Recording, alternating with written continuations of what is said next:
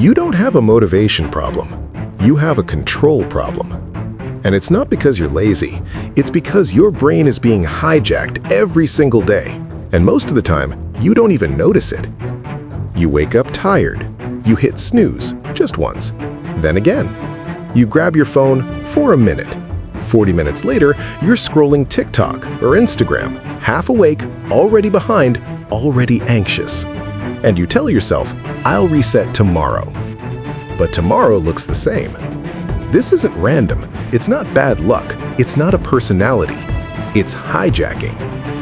Your attention is the most valuable thing you own, and right now, it's being rented out cheaply to algorithms, notifications, junk food, short-term comfort, and avoidance.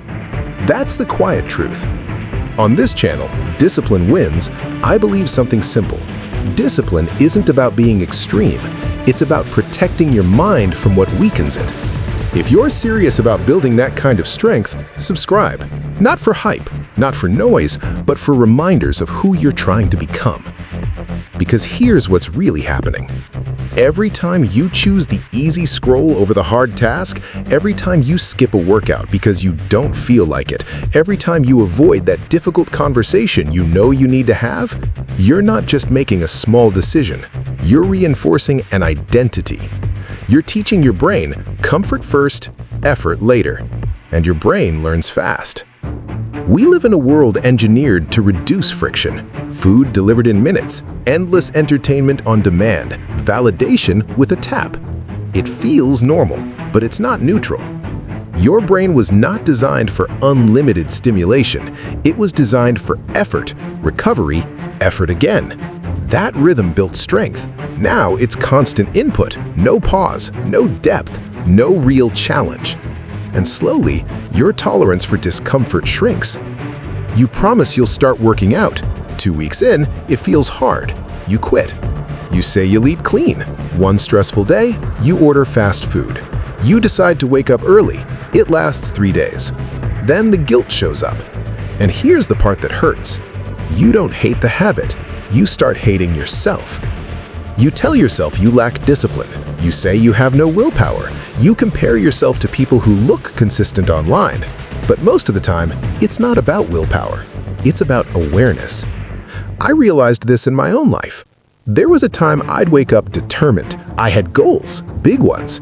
By 10 a.m., I was distracted. By noon, I was tired. By evening, I'd convinced myself the day was off anyway. And that cycle repeated for months, not because I didn't care, but because I never protected the first decision of the day. The first scroll, the first delay, the first excuse. That's where the hijack begins. It's subtle. It doesn't feel dramatic. It feels harmless. But small compromises stack up. You don't ruin your life in one massive mistake. You drift. And drifting feels comfortable until it doesn't. Here's the deeper psychological truth. Your brain seeks efficiency. It wants to conserve energy. When you repeatedly choose easy dopamine scrolling, junk food, avoidance, your brain rewires around that. It lowers the threshold for stimulation. Hard things start to feel harder than they actually are. Focus feels painful. Silence feels boring. Effort feels unnatural. So you assume something is wrong with you. But nothing's wrong with you. You've just trained your brain in a direction you didn't mean to. The good news is, training works both ways. Discipline isn't intensity, it's repetition. It's not waking up at 4 a.m. once. It's waking up on time when you said you would, even if it's 7. It's not a 90-day extreme transformation. It's going to the gym when you don't feel like it and leaving when you said you would, not when you're exhausted. It's ordering a healthy meal even when stress is high. It's putting the phone in another room when you need to focus. Simple, not flashy, but powerful. Here's a shift that changed everything for me. Stop asking, what do I feel like doing? Start asking, what does the disciplined version of me do right now? Not the perfect version, not the superhuman version, just the disciplined one. When the alarm goes off, that version sits up. When the work gets boring, that version stays. When the urge to scroll hits, that version pauses. There's always a gap, A small one, between impulse and action. Most people never notice it. If you learn to sit in that gap for 5 seconds, you start taking your power back. 5 seconds before opening the app, 5 seconds before ordering food you promised to avoid, 5 seconds before saying, "I'll do it tomorrow." That pause is discipline being built in real time, and it feels uncomfortable. That's how you know it's working. Mental toughness isn't loud. It doesn't post about itself. It's quiet. It's private. It's built in moments no one sees. Like finishing a workout when you want to quit. Like having a hard conversation instead of sending a passive-aggressive text. Like sticking with a goal after the excitement fades. Excitement always fades. That's another hijack. We chase the emotional high of starting something new, a new routine, a new goal, a new version of ourselves. 2 weeks later, it's routine.